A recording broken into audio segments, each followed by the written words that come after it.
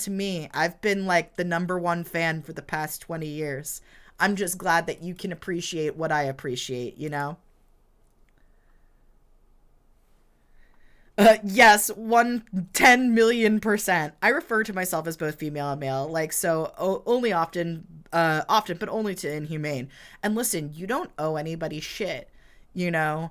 My one of my closest friends, Socks and Streams, is gender fluid, and uses any and all pronouns and forms of address, you know, and like it's one of those things where some people might not even pick up on it. But like, you know, all the homies who know and, you know, respect, you know, their identity.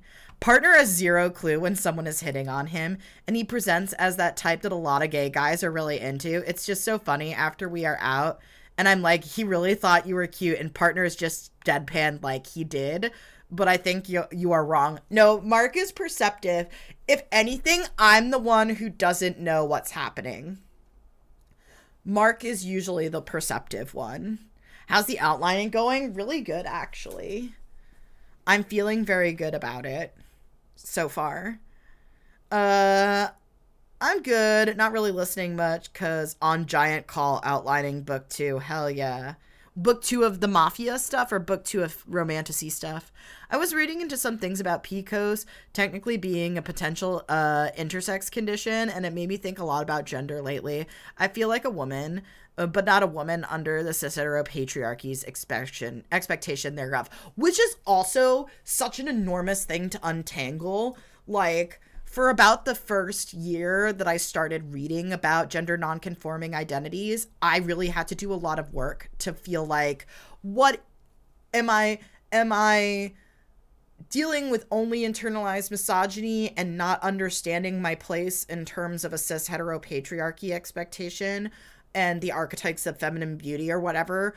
Or is it beyond that? You know what I mean? And it's tough.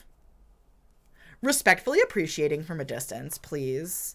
I crush on Mark in the most platonic way. I'm more so just so fucking happy you two have each other. Yeah, no, like, and it's one of those things where, like, I think that, like, I definitely will have plenty of, like, crushes, like, on people, and Mark too. But, like, it's really interesting, right? Because, like, we were talking earlier about the types of relationship, right? Is that, like, I think that a lot of people associate so many elements of emotional intimacy and even a lot of like non-sexual physical intimacy, like hand holding and snuggling and, like, you know, all that sort of thing, and they lock it down so much to exclusively romantic or sexual relationships. But I don't necessarily, like, Mark and I are 1000% monogamous, but I think that a lot of things that people would think of as being within the purview of romance, like hand holding and snuggling and, like, you know, all that type of stuff, like, the two of us are like, no, that's fine. Like, I do that with whoever you feel comfortable with, right? And it's like, I know that other people have different levels of what they feel comfortable with and things like that, but, like, yeah, I think that it can also be confusing because of how we've been taught to value other people. And when we feel any sort of intensity of emotion for them, we assume that it's like gotta be somehow romantic. Because, like, my dude of honor and I, for so long, we couldn't figure it out. We were like, we really love each other.